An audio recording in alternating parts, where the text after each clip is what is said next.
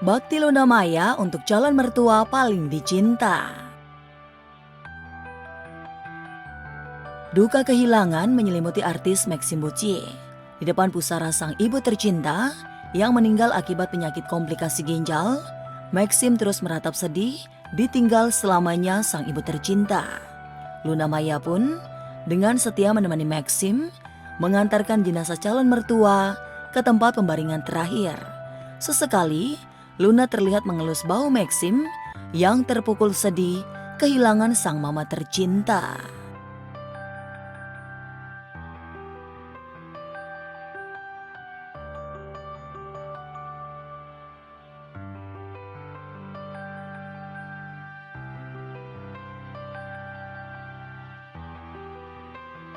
Sudah nyempetin waktunya. Bentar. Saya perwakilan aja karena memang Maxim lagi shock, lagi terkagum. Mohon doanya memberi sedikit privasi untuk Maxim Sementara terkagum karena baru saja videonya supaya Maxim memberikan keikhlasan, kesabaran, dan kesabaran supaya dia juga bisa lebih ikhlas lagi, lebih benar-benar relakan kerjanya di tempat yang lebih baik.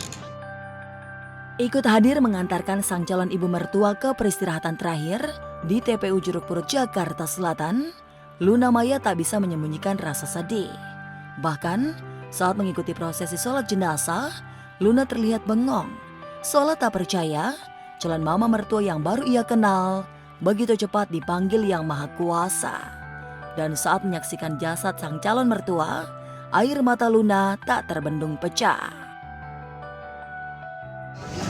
Beliau hampir setiap hari kemarin yang Maxim di sana ya kenangannya ya itu yang tadi memang diajak ngomong nggak perlu gitu, jadi memang sosok yang kuat yang sangat dia kasihnya Maxim sama Edo. Ya, kepergian Siti Purwanti akibat sakit komplikasi ginjal benar-benar memukul Maxim dan Luna Maya. Pasalnya, Maxim sebagai anak cukup dekat dengan almarhumah. Lantas benarkah seminggu sebelum meninggal dunia, Siti Purwanti sempat meminta Maxim segera menikahi Luna?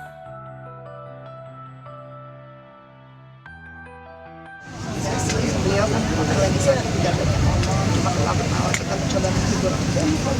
tidak begitu ini ya untuk pesan yang untuk Maxim ya, mungkin punya Maxim yang tahu lah, karena Maxim itu sangat dekat dengan mamahnya gitu loh ya. Bahkan tadi dia bilang saya ingin peluk mama yang terakhir. Subhanallah, itu yang sangat-sangat membuat saya jadi kehilangan sekali, sangat terharu sekali.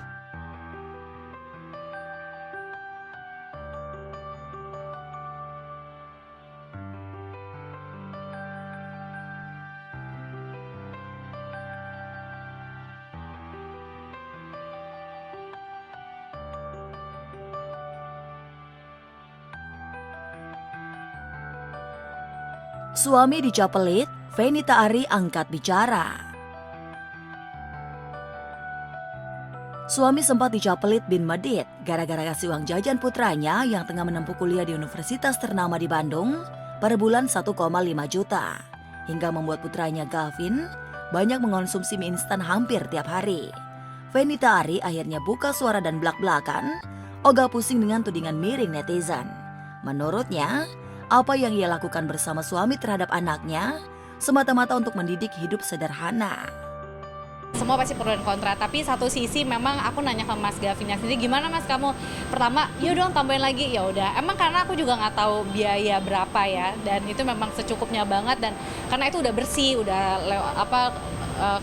parkir udah enggak, bensin pokoknya udah semua bersih. Tahu cuma itu, Arie mengklaim gaya hidup sederhana Gavin di Bandung justru mendapat apresiasi dari orang tua teman-teman kuliahnya. Bahkan, cara hidup sederhana Gavin dianggap role model.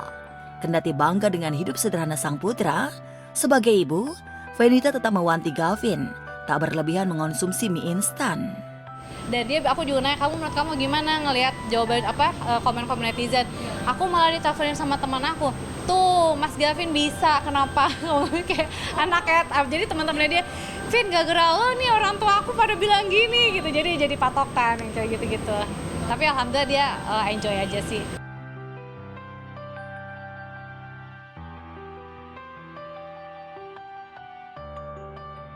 Cuma memang kalau untuk makan mie itu kan pilihannya, aku juga selalu bilang sama dia, makan mie itu bukan jadi kayak satu-satunya pilihan terakhir, tapi kan sebenarnya uang yang Mimi kasih juga udah cukup.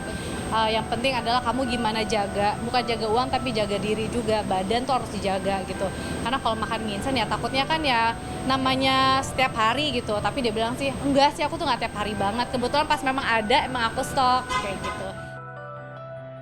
Iya, meski menyandang predikat keluarga salap, sejak beberapa tahun ini, keluarga Ari Untung memilih gaya hidup biasa-biasa saja. Faktanya, saat ulang tahun ke-48 kemarin, Ari hanya merayakan sederhana. Quality time bersama keluarga, termasuk Gavin pun datang jauh-jauh dari Bandung, merayakan ultah Ari Untung.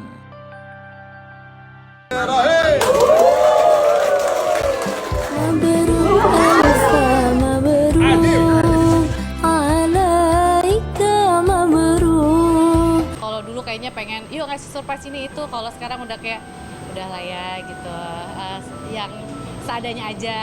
Yang lebih seru itu adalah kumpul sama keluarga inti. Kayak kemarin kita kumpul semua, bener-bener anakku yang dari Bandung juga lagi pada di Jakarta. Jadi kayak apa ya, intimate banget sih. Jadi kemarin tuh kayak acaranya nggak ngapa-ngapain, kayak pijit, abis itu terus makan, abis itu nonton, terus pulang masih ngumpul lagi.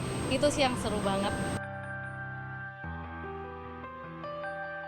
Iris, selama makan gimana Kak Iris sama Bang Amar? Anak-anak suka diajak Bang Iris binatang biasanya kalau Irish Bella siap menjadi ibu super tangguh.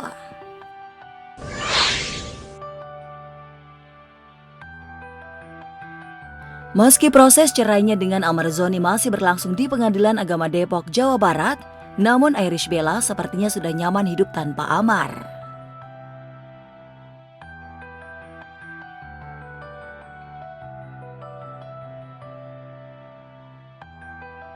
Iya, hampir setahun hidup terpisah dari Amar, Irish Bella jadi terbiasa menjalani hari-hari sebagai ibu sekaligus kepala rumah tangga. Dari mengurus 2 anak, melakukan aktivitas memanjakan dirinya sendiri, hingga sibuk mencari nafkah.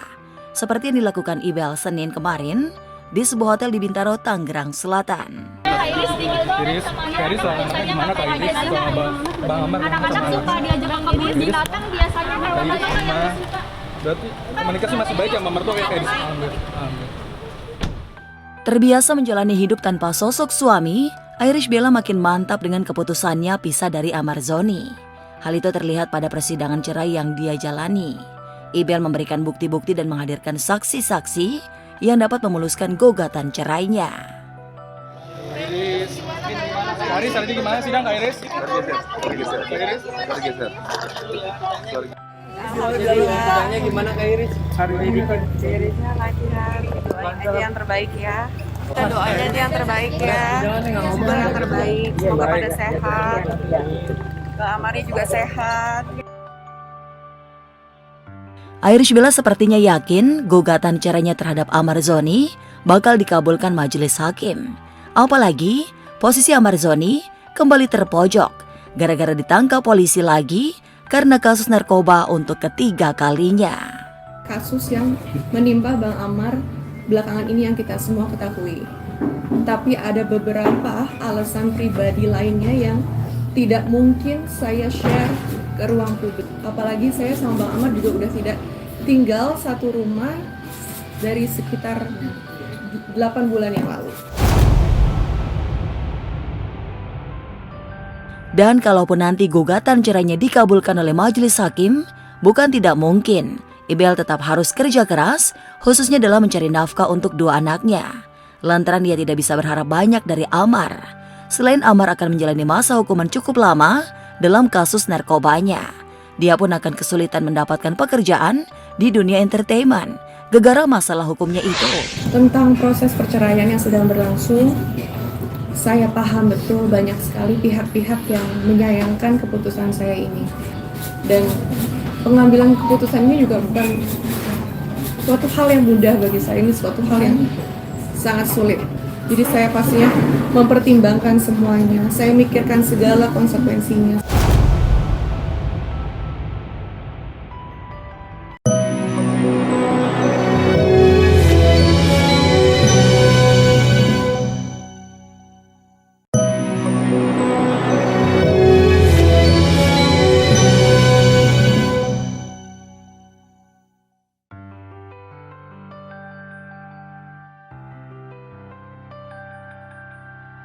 Pertemuan Inara dan Virgon bahas perdamaian, membuka pintu rujuk. 2 bulan bercerai, Virgon dan Inara Rusli sepertinya merasakan arti kehilangan pasangan hidup. Iya, pasca diputus cerai pada 10 November lalu, Inara dan Virgon jadi sering bertemu. Bahkan baru-baru ini, Inara dan Virgon bertemu didampingi perwakilan keluarga besar masing-masing. Pada foto yang diunggah di akun pribadi media sosialnya, Inara menyebut perdamaian antara dirinya dan Virgon. Entah perdamaian apa yang dimaksud Inara, namun banyak warganet yang memperkirakan Inara dan Virgon mengadakan pembicaraan soal rujuk. Jika itu benar, di antara warganet menyatakan ketidaksetujuannya. Sementara itu, pasca diputus cerai oleh Pengadilan Agama Jakarta Barat, Inara dan Virgon masih menyisakan masalah royalti dari lagu-lagu karya Virgon yang dituntut oleh Inara. Ya, berhubung karena sekarang memang sudah ada kewajiban untuk memenuhi kebutuhan anak-anak, 3 anak gitu kan, dan ada beberapa tuntutan hukum juga yang mana butuh biaya yang tidak sedikit. Ya itu kan maksudnya gugatan yang dikabulkan sama pengadilan ya, jadi ya gimana ya kalau memang ya itu hak dia juga sih untuk mengajukan banding. Meski masalah royalti belum terselesaikan, namun Virgon dan Inara jadi makin sering bertemu dan kumpul bareng dengan anak-anak mereka, termasuk pada momen tahun baru kemarin. Iya, alhamdulillah gitu. Ya mudah-mudahan seterusnya juga seperti itu. Bagi mereka dan Anda semua yang pernah menjadi dan sedang menjadi orang tua, pasti tahu apa yang saya rasakan, bagaimana perasaan orang tua terhadap anak-anaknya. Betapa besar dan harganya anak-anak dalam kehidupan kita orang sebagai orang tua. Dan yang paling utama adalah untuk anak-anak saya mohon maaf ya sebesar-besarnya kepada Starla, Faithly, dan Terang. Oh, support sih saya, jangan ditanya deh Mbak. Support buat dia sih. Always, I love you always. Beraktivitas lagi, BCL diantar jemput sang suami.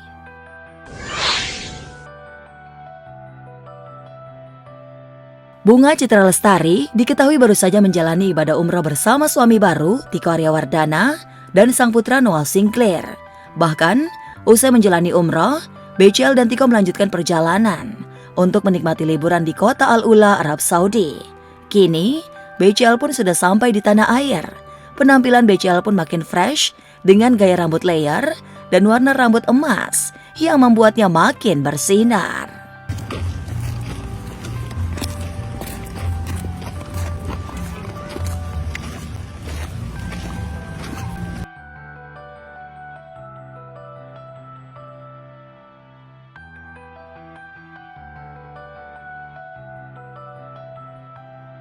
Dan layaknya suami siaga, BCL pun nampak ditemani oleh sang suami tercinta untuk menjalani aktivitas. Tiko siap mengantar jemput BCL ke lokasi syuting hingga menemaninya. Kegiatan yang saat itu juga dilakukan oleh almarhum Ashraf. Makan, tambah tinggi. Ready? Ayo.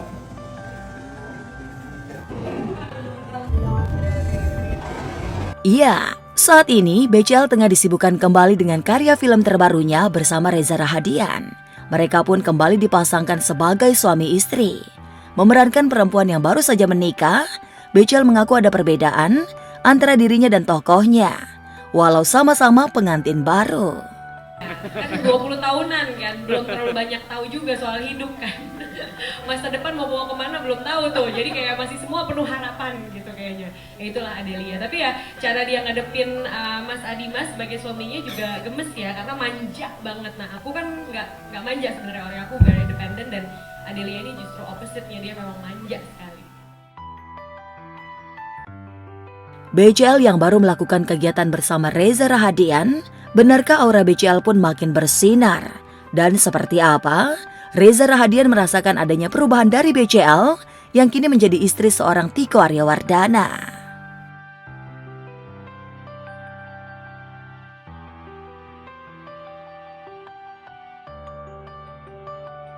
Oh, support sih saya, jangan ditanya deh Mbak.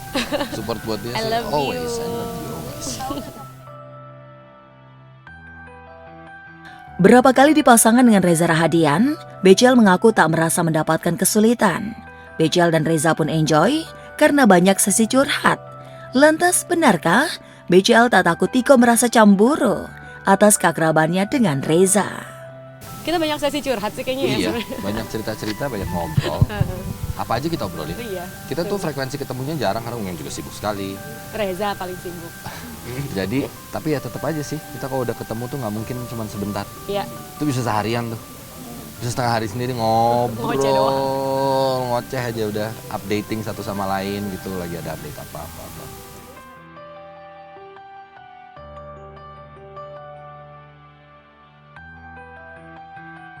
Ganjar dan anak muda. Calon presiden yang paling dekat sekaligus paling ngerti dengan generasi muda sudah pasti Ganjar Pranowo. Rekam jejak dan kiprahnya selama ini adalah bukti tak terbantah.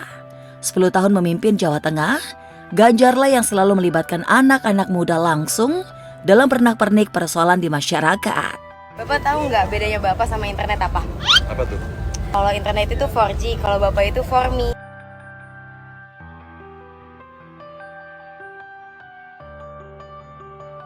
Torehan Ganjar ini membuat musisi-musisi muda yang tergabung dalam Ganzi Vibes bersama Jenderal TNI Purnawirawan Andika Perkasa mengajak generasi penerus negeri bersatu bergandeng dengan Ganjar Mahfud MD.